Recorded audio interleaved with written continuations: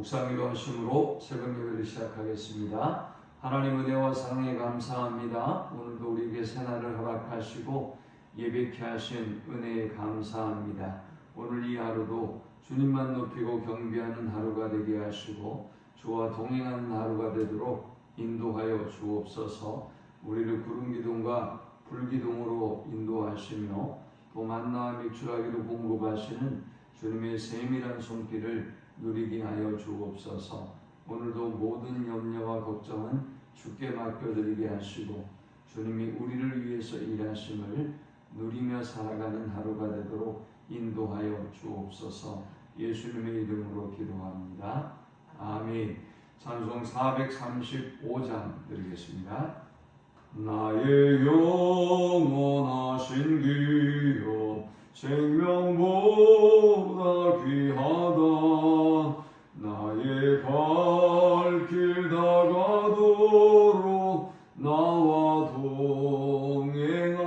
동행하소서. 주께로 가까이 주께로 가오니 나의 갈 길 다가도록 나와 동행하소서. 세상 부귀 아니란과 모든 명예 버리고 험한 길을 가는 동안 나와 동행하소서. 주께로 가까이 주께로 가오니 나의 갈 길 다가도록 나와 동행하소서. 어두운 골짝 지나가며 험한 바다 건너서 천국 문에 이르도록 나와 동행하소서. 주께로 가까이 주께로 가오니 나의 갈 길 다가도록 나와 동행하소서. 아멘. 오늘 이 시간에 주시는 살아계신 하나님의 말씀은 신약성경 누가복음 12장 22절에서 34절의 말씀입니다. 또 제자들에게 이르시되 그러므로 내가 너희에게 이르노니 너희 목숨을 위하여 무엇을 먹을까 몸을 위하여 무엇을 입을까 염려하지 말라. 목숨이 음식보다 중하고 몸이 의복보다 중하니라. 까마귀를 생각하라. 심지도 아니하고 거두지도 아니하며 골방도 없고 창고도 없으되 하나님이 이르시나니 너희는 새보다 얼마나 더 귀하냐. 또 너희 중에 누가 염려함으로 그 키를 한 자라도 더할 수 있느냐. 그런즉 가장 작은 일도 하지 못하면서 어찌 다른 일들을 염려하느냐. 백합화를 생각하여 보라. 실도 만들지 않고 짜지도 아니하느냐. 그러나 내가 너희에게 말하노니 솔로몬의 모든 영광으로 입은 것이 이 꽃 하나만큼 훌륭하지 못하였느니라. 오늘 있다가 내일 아궁이에 던져지는 들풀도 하나님이 이렇게 입히시거든 하물며 너희일까 보냐. 믿음이 작은 자들아, 너희는 무엇을 먹을까 무엇을 마실까 하여 구하지 말며 근심하지도 말라. 이 모든 것은 세상 백성들이 구하는 것이라. 너희 아버지께서는 이런 것이 너희에게 있어야 할 것을 아시느니라. 다만 너희는 그의 나라를 구하라. 그리하면 이런 것들을 너희에게 더하시리라. 적은 무리여 무서워 마라. 너희 아버지께서 큰 나라를 너희에게 주시기를 기뻐하시느니라. 너희 소유를 팔아 구제하여 낡아지지 아니하는 배낭을 만들라. 곧 하늘에 둔 바 다함이 없는 보물이니 거기는 도둑도 가까이 하는 일이 없고 좀도 먹는 일이 없느니라. 너희 보물 있는 곳에는 너희 마음도 있으리라. 아멘.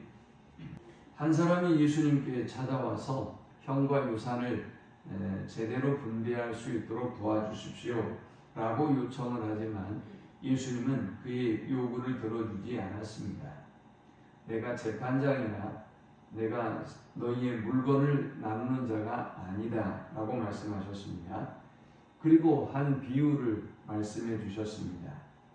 한 부자가 밭에서 소출이 풍성했고 이 소출을 거두어 들여서 쌓아둘 만한 곳간이 없었습니다. 이 부자는 17절에 보면 심중에 생각하여 이르되 내가 곡식 쌓아둘 것이 없으니 어찌할까 하고 라고 고민하다가 이제 곡간을 세우고 그 곡식을 곡간에 쌓아두고 여러 해 동안 평안히 쉬고 먹고 마시고 즐거워하겠다라는 계획을 세웁니다. 그러나 그의 계획은 빗나갔고 주님은 그에게 말씀하셨습니다. 어리석은 자여, 오늘 밤에 내 영혼을 도로 찾으리니 그러면 내 준비한 것이 누구의 것이 되겠느냐라고 반문하셨습니다. 그리고 자기를 위하여 재물을 쌓아두고 하나님께 대하여 부여하지 못한 사람이 이와 같은 사람이다 라고 말씀하셨습니다. 이 말씀에 이어서 본문은 세 가지의 교훈을 우리에게 주고 있습니다. 먼저 이 본문이 주는 첫 번째 영적 교훈은 먹을 것과 입을 것을 위하여 걱정하지 말라라는 것입니다. 사실 누가 지금 먹을 것과 마실 것을 위해서 걱정하고 있습니까? 재산을 제대로 상속하게 해달라고 요청하는 동생이 먹을 것과 마실 것을 위하여 염려하고 있습니다. 또 동생의 상속받을 재산의 몫까지 자신이 취해버린 형이 먹을 것과 마실 것에 대한 걱정을 가지고 있습니다. 만약 그가 걱정하지 않았다고 한다면 동생의 것까지 취할 필요가 없겠죠. 지나친 욕심을 부릴 필요가 없었을 것입니다. 소출이 풍성하게 거두어들인 이 부자 역시도 걱정이 있습니다. 그가 가지고 있는 걱정은 무엇입니까? 먼저는 곡식을 쌓아둘 곳이 없다는 걱정입니다. 그 다음 그가 가지고 있는 두 번째 걱정은 무엇일까요? 19절에 보니까 또 내가 내 영혼에게 이르되 영혼아 여러 해 쓸 물건을 많이 쌓아두었으니 평안히 쉬고 먹고 마시고 즐거워하자 하리라 하되 했습니다. 이 사람이 평안히 쉬고 먹고 마시고 즐거워하자라고 했는데 그가 평안히 쉬고 먹고 마시고 즐거워하자라고 하지만 그가 쌓아둔 곡식은 한계가 있죠. 그는 또 이 곡식을 쌓아두고도 걱정할 것입니다. 앞으로 이 곡식이 떨어지게 되면 또 다른 필요를 채워야 되지 않겠습니까? 그러니 이 사람은 곡간에 대한 걱정과 또 이 곡식이 떨어질 날에 대한 걱정을 할 수밖에 없는 것이지요. 자, 그런데 주님은 이러한 사람들의 걱정을 보면서 우리에게 말씀하시기를 먹을 것과 입을 것을 걱정하지 말라라고 하시면서 이러한 영역의 일들은 하나님의 일이다라고 말씀하고 있습니다. 이 부자가 할 일이 아니라 소출을 많이 거둔 이 사람이 할 일이 아니라 하나님의 영역이라는 것입니다. 하나님이 하신다는 것입니다. 그러면서 세 가지 예를 들고 있습니다. 먼저 까마귀입니다. 24절에 까마귀를 생각하라. 심지도 아니하고 거두지도 아니하며 골방도 없고 창고도 없으되 하나님이 기르시나니 너희는 새보다 얼마나 더 귀하냐라고 말씀했습니다. 이 부자는 많은 소출을 거뒀고 그리고 이 소출을 곳간에 쌓아두었단 말이죠. 그럼에도 불구하고 그는 여전히 걱정을 하고 있어요. 그런데 주님은 공중의 새를 얘기하면서 까마귀를 생각해봐라. 이 까마귀는 심지도 거두지도 않는다. 이 까마귀는 골방도 창고도 없다. 그런데 하나님이 기르신다 라고 말씀하셨습니다. 하나님이 기르시기 때문에 하나님이 보호하시고 공부하시기 때문에 걱정할 필요가 없다는 것이죠. 두 번째는 수명에 대하여 이야기합니다. 25절에 보니까 또 너희 중에 누가 염려함으로 그 키를 한 자라도 더할 수 있느냐? 그런데 가장 작은 일도 하지 못하면서 어찌 다른 일들을 염려하느냐 했습니다.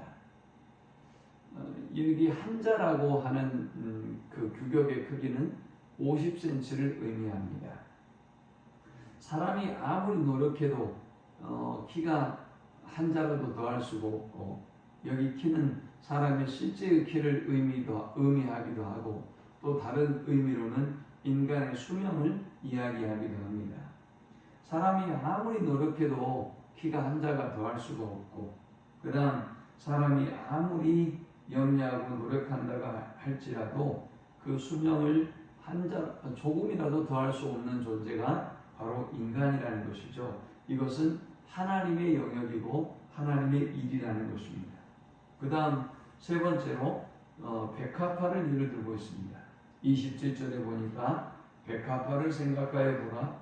실도 만들지 않고 짜지도 아니하느니라. 그러나 내가 너희에게 말하노니 솔로몬의 모든 영광으로도 입은 것이 이 꽃 하나만큼 훌륭하지 못하였느니라. 오늘 입다가 내일 아궁이에 던져지는 들풀도 하나님이 이렇게 입히시거든. 하물며 너희일까 보냐? 믿음이 작은 자들아? 라고 말씀하셨습니다. 들의 백합화는 길쌈수고를 하지 않는데도 하나님께서 솔로몬의 영광보다 더 아름답게 입히신다는 것입니다. 그리고 그냥 던져지는 이 들풀도 하나님이 이토록 아름답게 가꾸시고 돌보신다는 것입니다. 이 모든 것들은 하나님의 영역이고 하나님이 하시는 일이라는 것이죠. 그러므로 우리는 먹을 것과 입을 것을 위하여 조금도 걱정하지 말라라는 것입니다. 두 번째 이 본문이 주는 영적 교훈은 먼저 그의 나라를 구하라라는 것입니다. 29절에 보니까 너희는 무엇을 먹을까 무엇을 마실까요 구하지 말며 근심하지도 말라. 이 모든 것은 세상 백성들이 구하는 것이라 너희 아버지께서는 이런 것이 너희에게 있어야 할 것을 아시느니라. 다만 너희는 그의 나라를 구하라. 그리하면 이런 것들을 너희에게 더하시리라 라고 했습니다.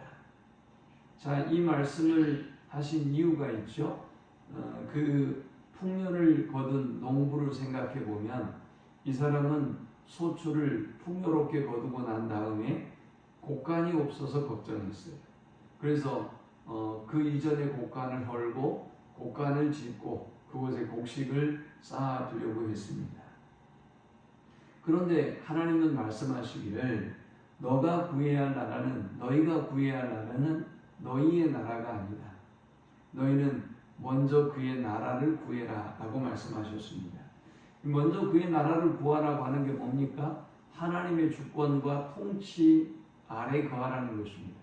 하나님의 주권과 통치권 아래 거하는 삶이 하나님의 보호와 하나님의 공급하심을 누리는 삶이고, 그리하여 아무것도 걱정하지 말고 염려하지 말아도 된다는 것입니다.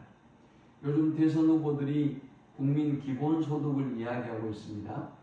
뭐 될지 안 될지 모르겠지만 우리가 지금도 국민 기본소득으로가 아니라 다른 여러 가지 사회보장제도로 우리가 보호를 받고 있어요. 누가 받고 있는 것입니까?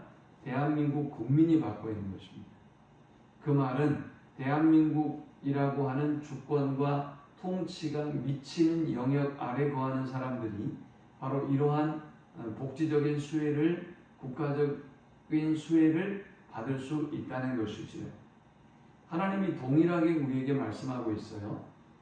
앞절에서 보여주었던 풍년을 거둔 이 부자는 자기의 나라에 살아요. 자기가 모든 것을 계획하고 모든 것을 설계하고 살아가야 돼요. 그리고 또 자기가 걱정하고 염려하고 있습니다. 그러나 하나님의 나라 안에 거하는 사람은 하나님의 주권 아래 거하고 하나님의 공급하심 아래 거하고 또 하나님의 보호하심 아래 거하기 때문에 조금도 염려할 필요가 없다는 것입니다. 그러므로 우리에게 무엇을 먹을까 무엇을 마실까 하여 구하지도 근심하지도 말라라고 말씀하셨습니다. 하나님 우리의 모든 필요를 아시고 우리의 모든 문제를 아시기 때문에 우리는 그의 나라를 구하면 되는 것입니다. 오늘 이 하루도 하나님의 주권을 인정하고 하나님의 통치를 인정하고 그 주권과 통치 아래 거하는 우리 모두가 될 수 있기를 축원합니다.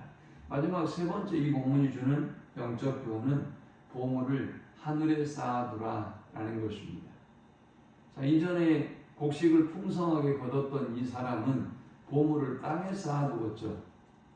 그래서 이 사람은 이야기하기를 19절에 또 내가 내 영혼에게 이르되 영혼아 여러 해 쓸 물건을 많이 쌓아두었으니 평안히 쉬고 먹고 마시고 즐거워하자 하리라 하게 했습니다. 그런데 문제가 생겼죠.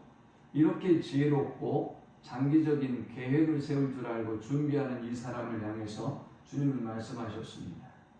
어리석은 자여 오늘 밤에 내 영혼을 도로 찾으리니 그러면 내 준비한 것이 누구의 것이 되겠느냐. 자기를 위하여 재물을 쌓아두고 하나님께 대하여 부요하지 못한 자가 이와 같으니라 했습니다.